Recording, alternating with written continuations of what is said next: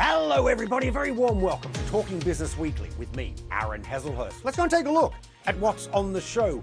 Talking tough on global trade. The World Trade Organization holds its major gathering, but will it deliver the progress that makes millions of people better off? The talks are set to cover food, fishing and online selling. So, can anything of substance actually be agreed upon in an increasingly divided world? We should be very careful, because if this continues, it could do real damage to the world economy.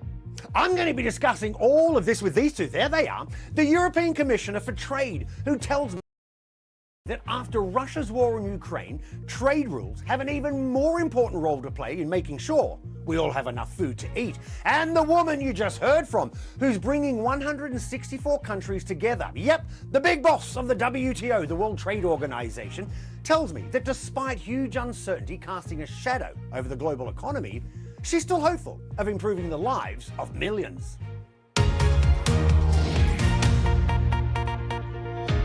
Wherever you're joining me from around the world, once again a big hello and a warm welcome to the show. You know, for 75 years, the world has been using global trade to grow richer. It's worked for many, but not for all. So, is it a system that has finally run out of steam? Well, with political divisions growing everywhere, from America to Europe, from China to India, it's become more difficult to break down the barriers that get in the way of us buying and selling stuff to different parts of the world.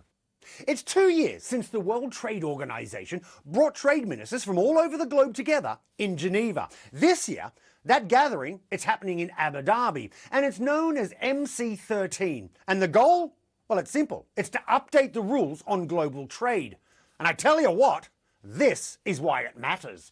In 2022, just over $32 trillion worth of goods and services were sold between different countries, which was worth about a third of the entire global economy. Nearly 80% of that was goods rather than services. The biggest sellers, well, they include chemicals, office and telecoms equipment, and stuff for the car industry. And the growth in all of that global trade over the last 40 years or so has led to a big fall in the amount of people living in extreme poverty, with the biggest differences coming from the countries that have seen the biggest increases in trade. But there were more than 3,500 new restrictions imposed on global trade just last year, as countries, they continue to disagree about the rules for how stuff is bought and sold. And at a time when the high cost of borrowing and inflation are already causing economic misery, there are concerns that those limits on global trade are holding back the global economy. So let's get an explanation from a leading expert on global trade. Professor Simon Evanet, thanks for your time, and let's start with Global Trade 101. Simon, can you please explain what these trade restrictions are and why do countries impose them? Trade restrictions include taxes on imports, physical limits on the number of goods being imported, and subsidies to poorly managed local firms who can't handle international competition.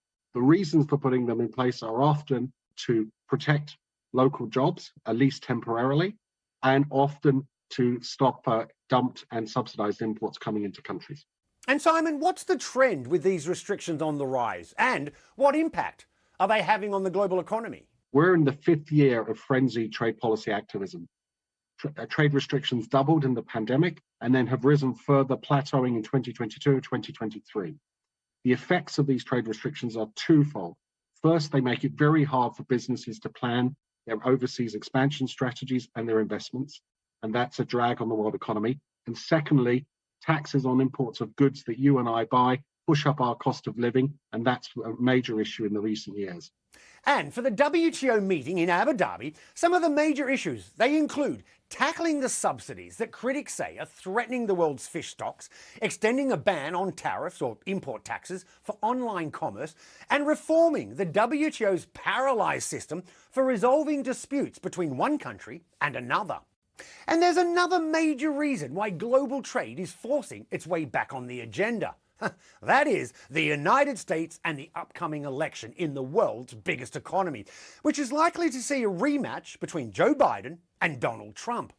When he was US president, Donald Trump, he started a trade war with China because of what he said were unfair trade practices. It led to tariffs on most of the stuff that the world's two biggest economies sell each other. And he was recently asked if his re-election would lead to another trade war. China came in, they were going to destroy our steel industry, and I put tariffs, big tariffs, 50% to 100%, but 50% for the most part. It stopped it. I have steel people that every time they see me, they start to cry. They hug me. They said, you saved our industry, but now we're letting it go. Now the Washington Post is saying that you're talking about 60% tariffs on Chinese goods. Is that in the cards? No, I would say maybe it's going to be more than that. But it is fair to say that the Biden administration, it's kept all of Trump's tariffs in place. In fact, it's added its own trade restrictions, although China wants them all scrapped. Safeguarding the healthy and stable development of China-US economic and trade relations is in the fundamental interests of both countries and peoples, and it is also conducive to global economic growth. And it's not just China and the US that have their differences. The World Trade Organization, it works on a consensus basis, meaning that if anything is to be achieved in Abu Dhabi, all 164 members need to agree. So I decided to catch up with the man in charge of the European Union's trade policy, which, let's remind ourselves, is the world's biggest trading bloc in terms of its number of consumers. Valdis Dombrovskis, a real pleasure having you on the show. And Valdis, let me start with this.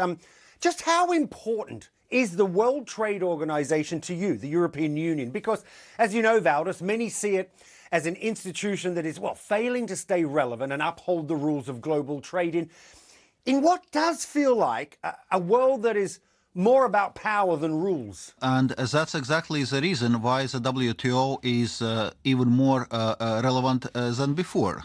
Because indeed we see geopolitical tensions, we see risks of economic fragmentation, so we need to preserve rules-based multilateral trading system, and that's what WTO is all about.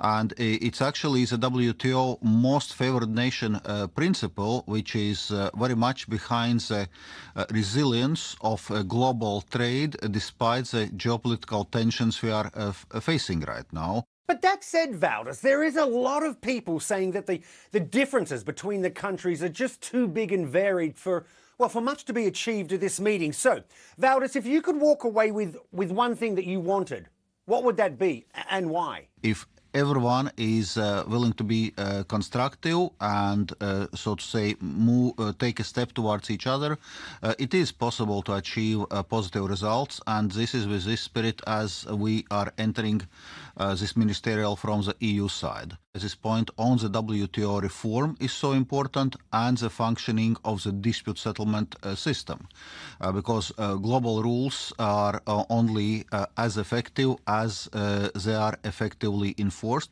But then there are other important deliverables. We know the world is turning more digital. It's important we make progress on the e-commerce work program and e-commerce moratorium, meaning that there are no customs duties on electronic transmissions.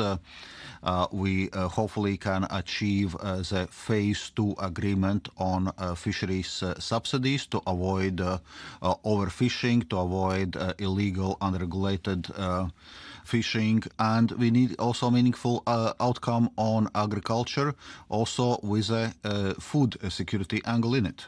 Well, let's talk about food and growing it in particular, because agricultural subsidies, which are basically government payments to farmers, they're a very important item on this agenda. At a time, Valdis, when you know this, food prices continue to rise, but you want some of that cut. Why is that? Because I'm just kind of thinking, doesn't that just push up the food prices when people are already struggling with the cost of living? There is a range of agricultural subsidies which are actually allowed under the WTO rules. This is so-called green box. So the key there is that those subsidies are not trade distortive. In fact, EU was undertaking major reform of a common agricultural policy to bring its subsidy policy in line with the WTO rules. But clearly, in recent years, also having seen Russia's weaponization of food supplies and a spike in food prices we saw in 2022 after Russia's invasion of Ukraine. Obviously, those food security questions also come in very prominently, and we need to ensure that also WTO is contributing to the global food security. Valdis, off the back of the pandemic, the war in Ukraine, ongoing differences with China, We know that the EU's been working on plans to bolster its economic security, and that means more security checks on things like, well, investments both into and out of the EU. You're lessening your reliance on China, certainly when it comes to making electric cars, wind turbines, and computer chips. So I guess the question is, just how do you square those protections with the EU's stated aim of open trade with the rest of the world? So what we are seeing actually globally, there is a certain paradigm shift from efficiency-based model on supply chains to resilience-based model.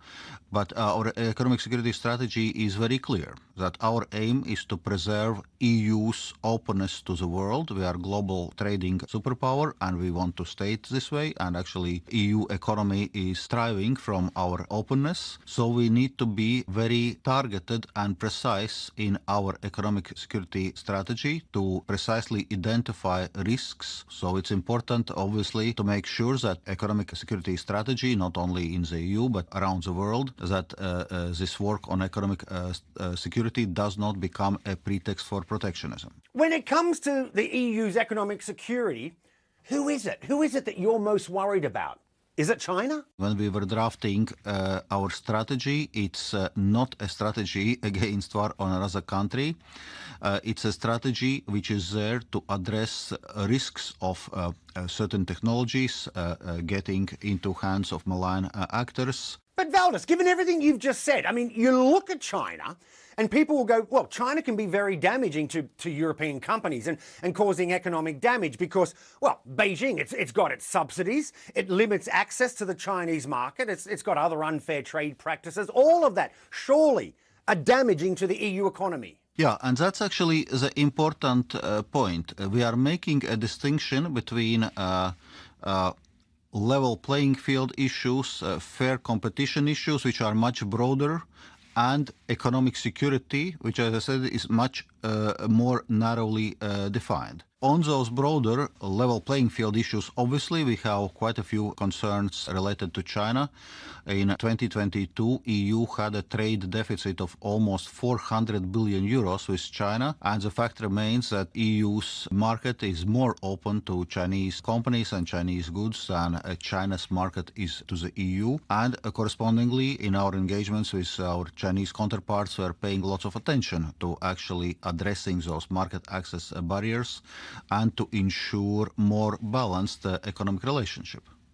Well, let's look at the EU's trade relations with the US. It is the biggest trade relationship in the world, worth nearly $1 trillion last year. And yes, you have your differences, which have manifested themselves into, well, the form of tariffs. And yes, we know they're on pause until the spring of 2025. But with Donald Trump already talking about more US tariffs before he's even confirmed to be running against Joe Biden, again, I'm just wondering, Valdis, have the last 3 years of the Biden presidency been a lost opportunity to build bridges with that crucial ally? Actually, we had been working very intensively with the Biden administration to build those bridges, also to resolve some of the trade disputes, like we managed to park Airbus-Boeing dispute. So lots of work has been done and lots of work is ongoing. Of course, it's not for us to comment electoral processes in the US, but it's clear that from our side we need to be prepared for different eventualities. But it's also clear that EU and US are strategic allies, and it's very important that we keep working together, especially in a current geopolitical context. But Valdis, if Donald Trump does win the US presidency, do you believe that that will be damaging to, well, not only the EU economy, but the global economy? The signals we are hearing are concerning. This is as much as I can tell at this stage. Valdis Dombrovskis, European Commissioner for Trade, an absolute pleasure having you on the show. Good luck with everything, and we'll talk to you soon. Thank you. Bye-bye. Okay, so that's the view from Europe. But what about the view from the world's biggest economy, the United States? Well, in a statement, President Biden's trade representative, Catherine Tai, told us that for the WTO to remain relevant and effective, it must now evolve into an institution that can better reflect the interests of working people and address today's emerging challenges, such as supply chain resilience, the climate crisis, non-market policies and practices, and widening inequality. MC13 is an important milestone for us to take stock of where we are and identify areas where further improvements are needed, but it is not a destination. She went on to say the United States is prioritising 3 pillars of reform: transparency, rebuilding the WTO's ability to negotiate new rules for the new challenges that we face, and dispute settlement reform.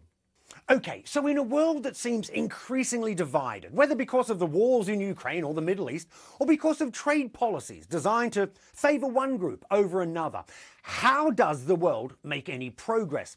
Well, that's something I wanted to discuss with the woman running this major, all-important gathering in Abu Dhabi. She is the Director General of the World Trade Organization. Dr. Ngozi Okojo-Iweala, my friend, a real pleasure, as always, having you on the show. Ngozi, if we look at the wider state of the global economy, we've got interest rates at their highest in many years. Inflation continues to push up prices. The UK and Japan in recession. Germany likely to follow. Ngozi, how important is it that your members actually make some tangible progress in making trade easier so prices basically can come down for consumers all around the world? Well, thank you, Aaron. Good to see you as always. Our focus is really on people. I've always said it that at the WTO, we should focus on what the multilateral trading system can do for people. And as you know, for GDP growth, global growth, trade feeds into GDP growth and vice versa. So I think progress in trade is really important, and our members understand this. They understand it's important to make progress on issues related to fisheries because we're dealing not only with sustainability of our oceans, but with improving the livelihoods of 260 million fishermen and women around the world who depend on this. They understand that making progress on digital trade will be important. So the atmosphere is positive, and therefore I think members are poised to deliver. That being said, I have to be realistic. You never know how the negotiations will go. The dynamics can become quite tough. So I don't want to prejudge or predict too much where we're going to come out, but I'm hoping for the best. As you know, Ngozi, one of the big issues with global trade at the moment are the ongoing problems in the Red Sea. All those commercial ships that, well, simply make global trade possible are under attack from the Houthis in Yemen. There's no sign of a solution. So I have to ask you, Ngozi, how concerned are you about the impact of that on the global economy?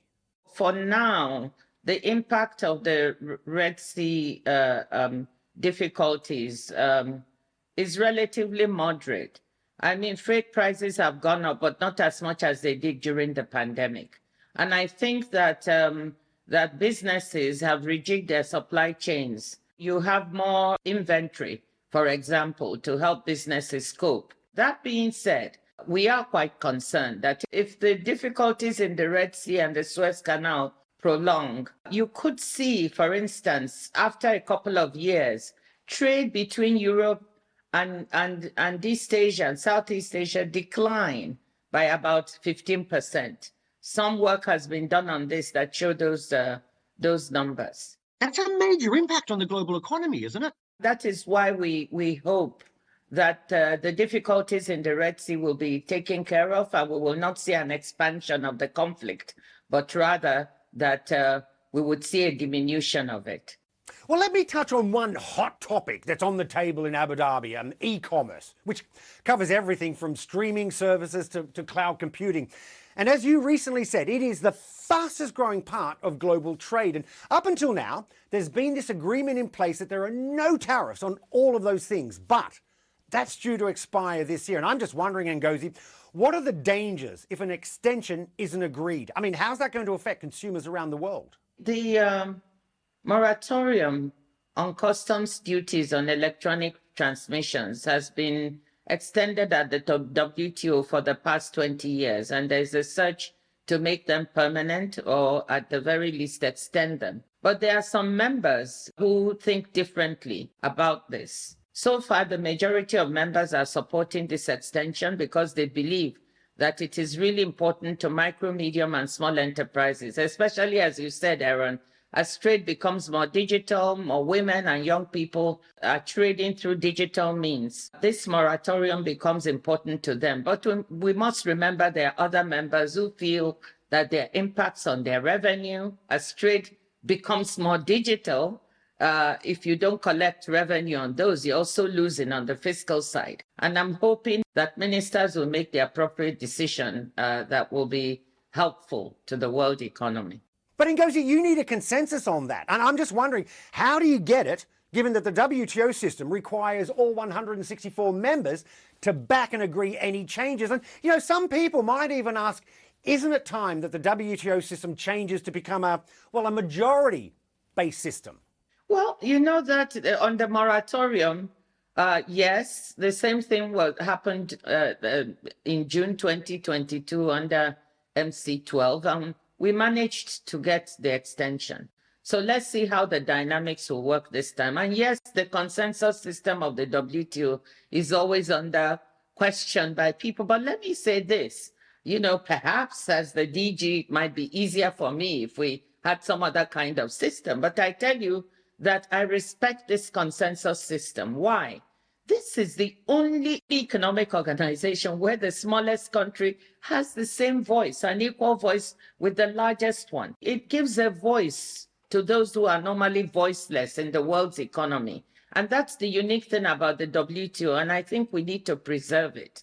Ngozi, let me talk about another big topic. Of course, it's fishing. Hugely important to feeding the world. But as we know, the world's fish stocks, they've been depleted rapidly by overfishing. And there's also talk of, well, further cutting the $22 billion of subsidies that have led to that overfishing. So can that be achieved? And how do you do that whilst also addressing the concerns of some countries about the millions of jobs that industry supports?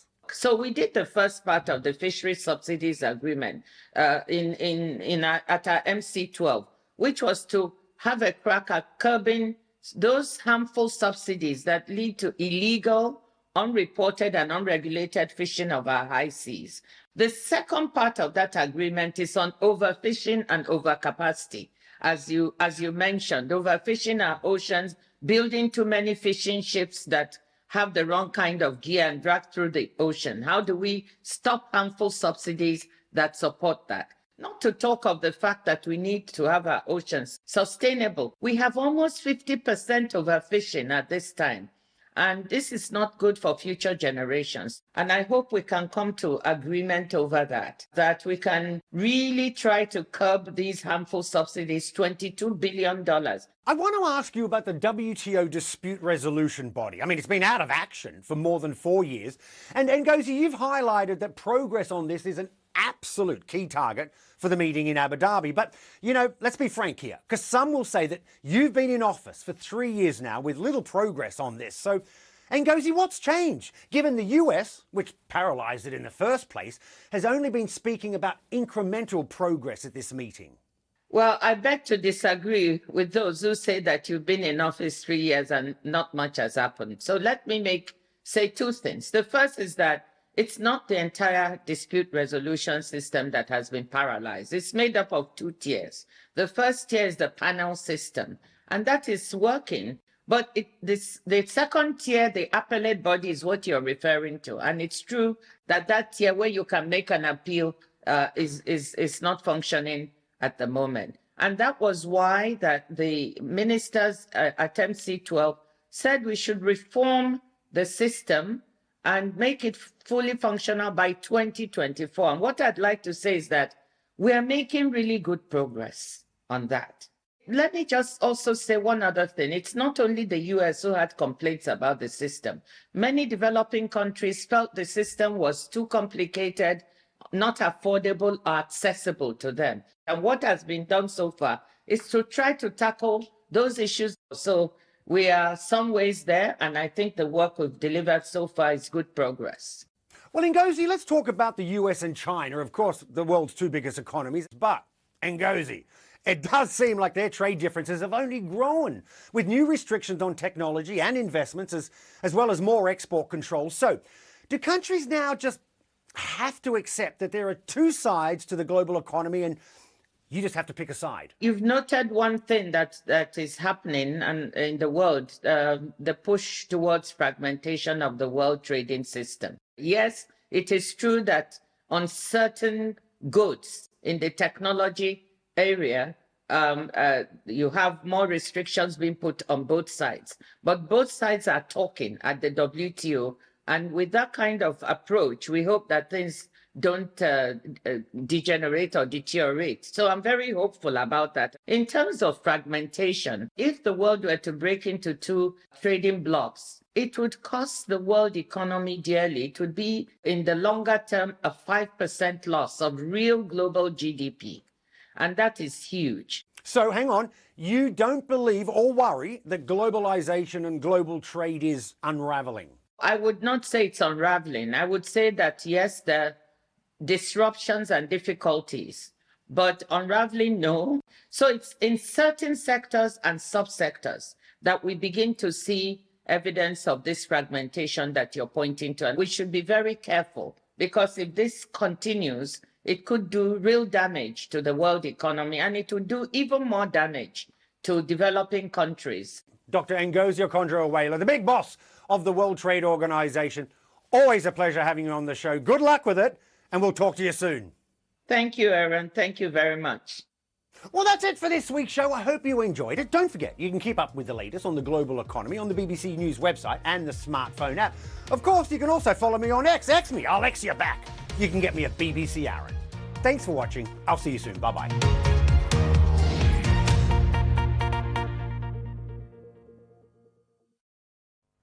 Hello there. We had fewer showers